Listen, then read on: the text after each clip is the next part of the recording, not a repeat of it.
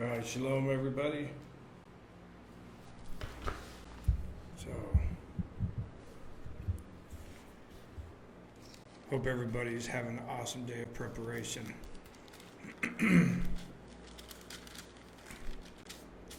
Shabbat, Shabbat. I love Shabbat. There's nothing like Shabbat.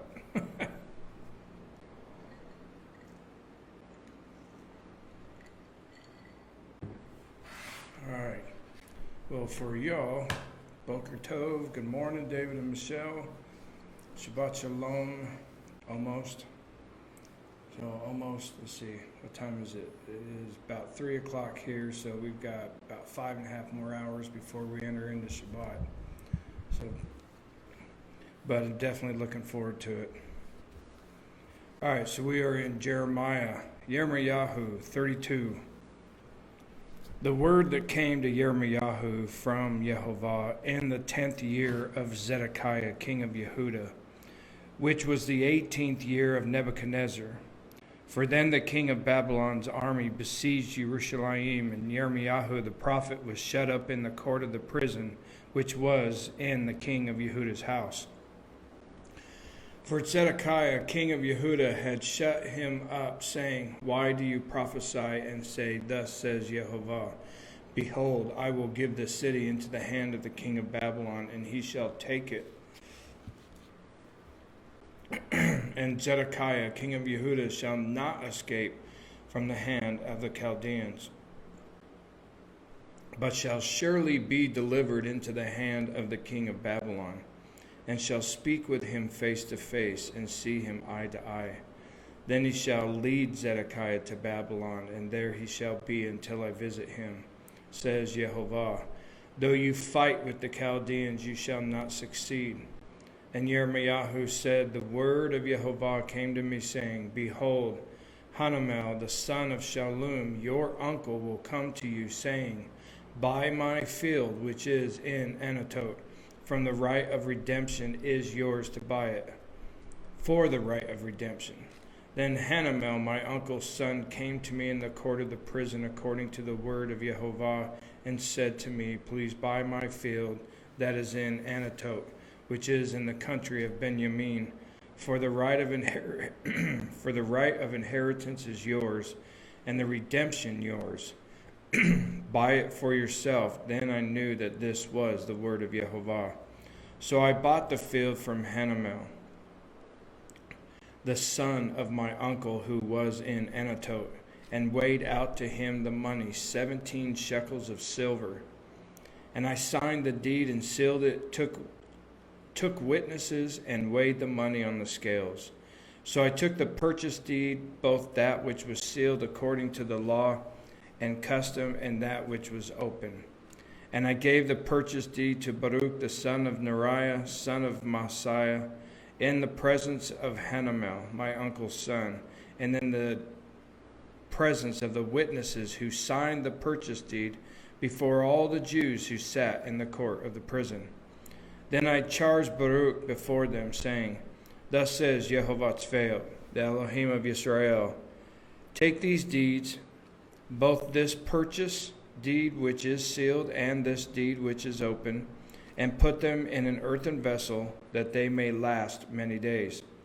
For thus says Yehovah Tzvaot, the Elohim of Yisrael, Houses and fields and vineyards shall be possessed again in this land.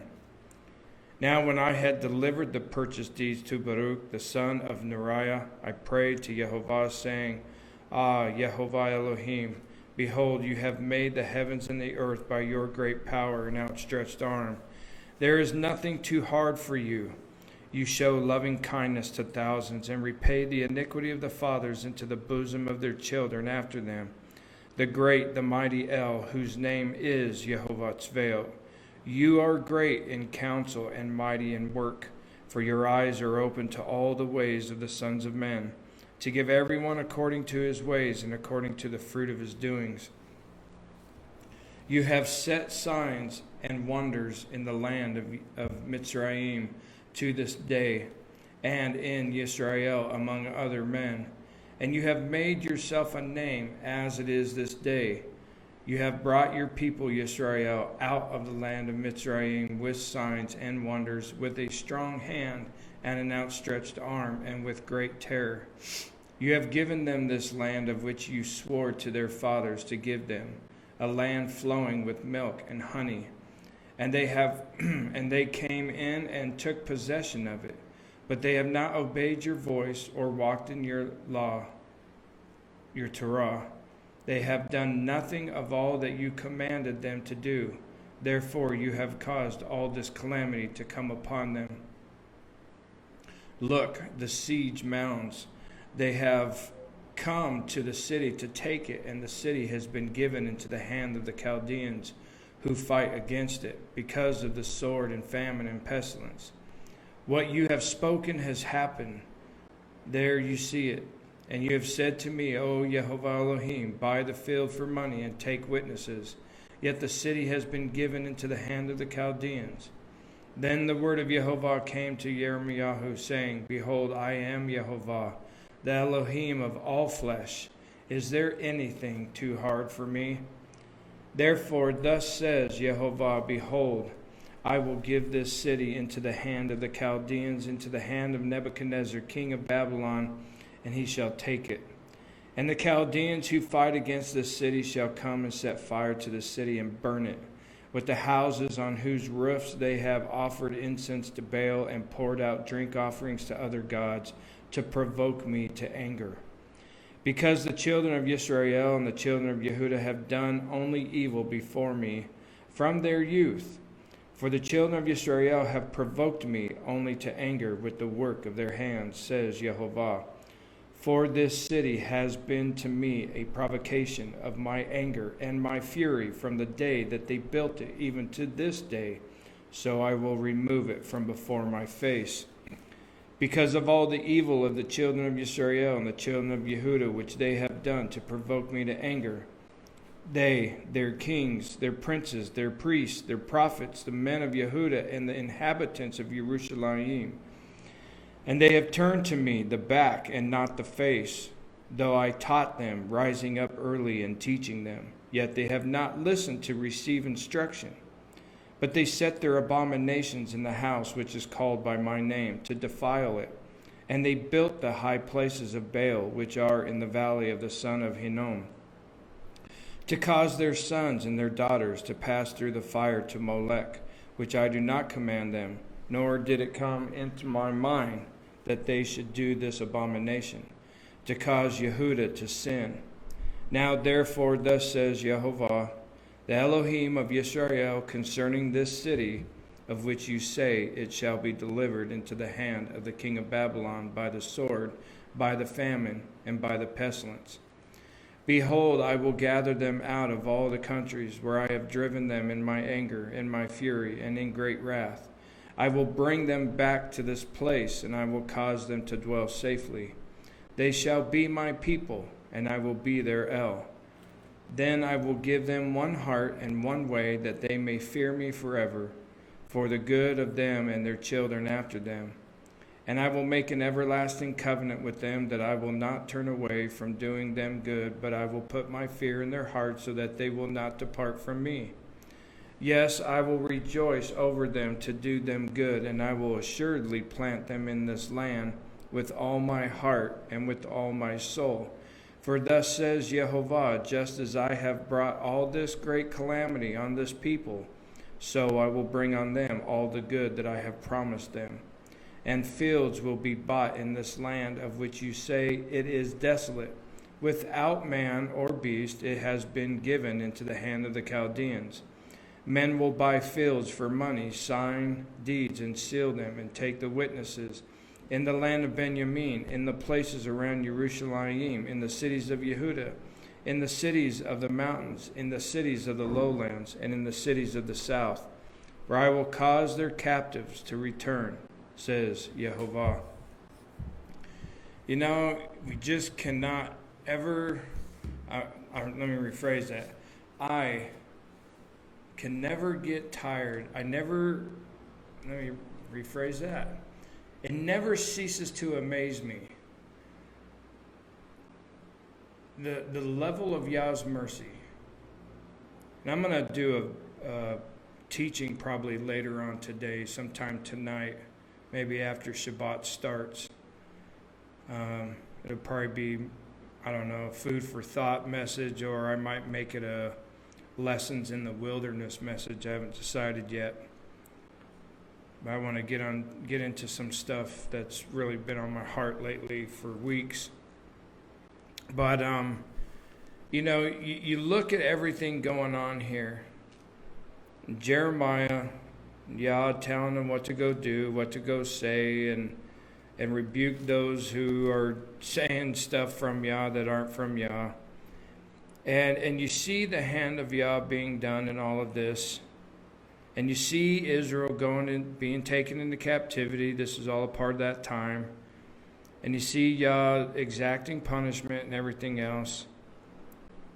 But as always, Mishpachah, down the road, Yah promises, but I still am not done with you. And for those who in the time of judgment, that mercy wasn't to be upon them, but upon their descendants, upon their children's children, or a few generations down the road. He will bring that mercy back around again. He will bring, as he says throughout the last, half a dozen or so verses at the end of this chapter, how he'll bring his people back, shall be delivered from the king of Babylon, be delivered from famine and pestilence, will gather them out of all countries that he has driven them into with his anger, and will cause them to dwell safely. And he brings the hint of what was in the previous chapter from yesterday, chapter 31. Then I will give them one heart and one way. They shall be my people, and I will be their Elohim, that they may fear me forever, for the good of them and their children after them. And I will make an everlasting covenant with them, that I will not turn away from doing them good, but I will put my fear in their hearts, so that they will not depart from me. Mishpachah, the thing that touches my heart about this, we battle with a lot of things from generational curses and things like that. It's probably stuff that we don't even understand. And there's certain things that happen in our lives and stuff, and it's like, Abba, I don't understand why this is going on. Why is this a part of haven't I broken all the generational curses? Haven't I brought all of this to the table before you for you to release it or whatever? And the thing of it is, Mishpachah, that we have to understand that there are certain things that have a certain amount of time before they're completed. And you may be the last generation that judgment falls on. Like the second commandment, you shall have no graven images of any likeness in the heavens, earth, or sea. You shall not bow down to them or worship them, for Jehovah is a jealous God, visiting the iniquity of the fathers unto the third and fourth generation of those who hate me, and showing mercy unto the 10,000th generation of those who love me and keep my commandments. So he says, unto the third and fourth generation do these things get visited on. Now, not judgment of their sin. You will not be punished for their sin, in the sense that we will not go to hell for our father or our grandfather or our great-grandfather's sins. But there are repercussions and stuff. There are results of those sins that can last a few generations, that Yah has set into place. And so, Mishpachah, here's some food for thought that I want to give you. Ask Yah how you, in your walk, can bring the blessing upon multiple generations that come from you. We don't know how long we're going to be. There's no doubt we all believe we're in the last days. I, for one, have no question in my mind that should I live my full life, that I will see the return of Messiah in my lifetime. I don't have any question about that. But when it all boils down to it, we don't know. We don't know when Yeshua is going to return. We don't know when this all ends. So my job as a husband, as a father, as a patriarch of my own family, my job is to send blessings down the line to my children and my children's children and my great-great-grandchildren. Make sure that we aren't sending curses down the line. Make sure that we're not causing stuff to be fulfilled to the third and fourth generation of those who hate him. Make sure that we become those that he blesses unto the 1,000th generation of those who love him and keep his commandments. Amen? So, Mishpachah, may you be blessed today, and may everything that you do today in the name of Yehovah be a long-lasting effect upon your home, your family, your children, and your children's children. And may it be blessed, and may it be good, and may it be filled with the Ruach HaKodesh. I love you all, Mishpachah, but most of all, Yah loves you. Shalom, shalom.